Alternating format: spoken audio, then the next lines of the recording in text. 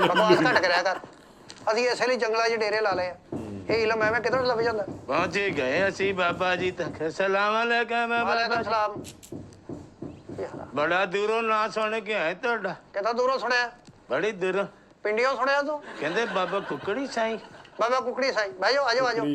ਛੱਡ ਦੇ ਕਾਕਾ। ਆ ਗਿਆ ਕਲਾਇੰਟ। ਆ ਗਏ ਕਲਾਇੰਟ। ਹਾਂਜੀ ਹੁਕਮ ਕਰੋ। ਬਾਬਾ ਜੀ ਬੜੇ ਪਰੇਸ਼ਾਨ ਆ। ਕੀ ਹੋਇਆ? ਬਿਜਲੀ ਦਾ ਬਿੱਲ ਬਹੁਤਾ ਆ ਗਿਆ। ਦੁਨੀਆ ਸਾਰੀ ਪਰੇਸ਼ਾਨ ਆ। ਹੁਕਮ ਕਰੋ। ਹੁਕਮ ਕਹਦਾ ਬਾਬਾ ਜੀ ਮੈਂ ਕਹਿਣਾ ਚਾਹੁੰਦਾ ਸੀ ਕਿ ਅਸੀਂ ਤੁਹਾਡਾ ਨਾਮ ਬੜੀ ਦੂਰੋਂ ਸੁਣ ਕੇ ਆਏ। ਮੈਂ ਤਾਂ ਬੜੀ ਦੂਰ ਲਿਖਾਇਆ ਹੀ ਨਹੀਂ। ਮੈਂ ਤਾਂ ਇੱਥੇ ਨਹੀਂ ਲਿਖਾਇਆ। ਮੇਰੇ ਕਹਿਣ ਦਾ ਮਤਲਬ ਲੋਕੀ ਤੁਹਾਡੀ ਬੜੀ ਡਿਸਕਸ ਕਰਦੇ। ਹਾਂਜੀ ਜਿਹਨੂੰ ਫੈਜ਼ ਮਿਲਣਾ ਉਹਨੇ ਫਿਰ ਡਿਸਕਸ ਤਾਂ ਕਰਨੀ ਆ ਨਾ। ਕਾਕਾ ਕੋਠੀ ਜਾ ਕੀ ਹੋਇਆ ਤੈਨੂੰ?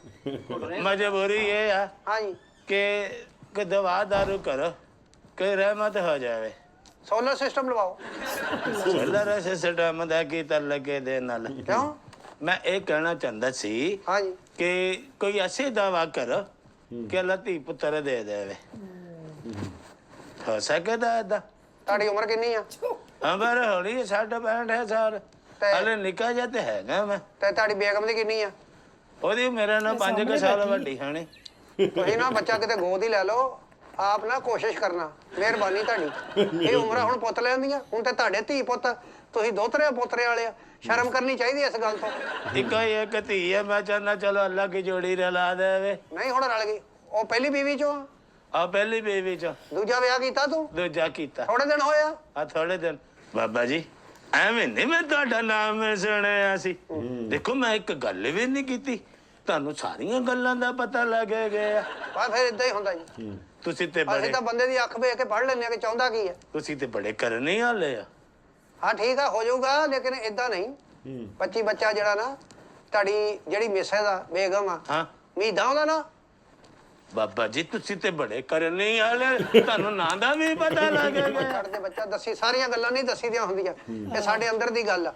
ਅਸੀਂ ਅੰਦਰ ਦੀ ਗੱਲ ਪੜ੍ਹਦੇ ਆ। ਜੇ ਤੁਹਾਨੂੰ ਇੰਨਾ ਪਤਾ ਫਿਰ ਤੁਸੀਂ ਧੀ ਪੁੱਤਰ ਵੀ ਸਾਨੂੰ ਦੇਓਗੇ। ਕੋਈ ਮਸਲਾ ਨਹੀਂ। ਅਸੀਂ ਤਾਂ ਦੁਆ ਹੀ ਕਰਨੀ ਆ। ਇਹ ਰੱਬ ਦੇ ਹੱਥ ਵਾਸ ਚ ਆ। ਇਹ ਦੁਆ ਜਿਹੜੀ ਆ ਦੁਆ ਫਕੀਰਾਂ ਦਾ ਰਹਿ ਮੱਲਾ। ਹਾਂ ਅਸੀਂ ਦੁਆ ਕਰਨੀ ਰੱਬ ਵਰਗੇ ਧੀ ਪੁੱਤ ਦੇ ਦੇਵੇ ਜਦੋਂ ਮਰਜ਼ੀ ਦੇ ਦੇਵੇ। ਉਹਦੇ ਰੰਗ ਨਿਰਾਲੇ ਆ। ਬਿਲਕੁਲ ਬਿਲਕੁਲ। ਲੇਕਿਨ ਤੇ ਇਹਦੇ ਲਈ ਥੋੜਾ ਜਿਹਾ ਤੁਹਾਨੂੰ ਵੀ ਕਸ਼ਟ ਕੱਟਣਾ ਪੈਣਾ। ਜਿੰਨੇ ਤੁਸੀਂ ਪੈਸੇ ਕਹੋਗੇ ਤੁਹਾਨੂੰ ਦੇ ਦੇਵਾਂਗੇ। ਨਾ ਪੈਸੇ ਨਹੀਂ ਅਸੀਂ ਸਾਨੂੰ ਚਾਹੀਦੇ ਨਾ। ਅਸੀਂ ਪੈਸੇ ਲੈਨੇ ਆ। ਮੇਰਾ ਨਾਂ ਸਾਈਂ ਕੁਕੜੀ ਆ।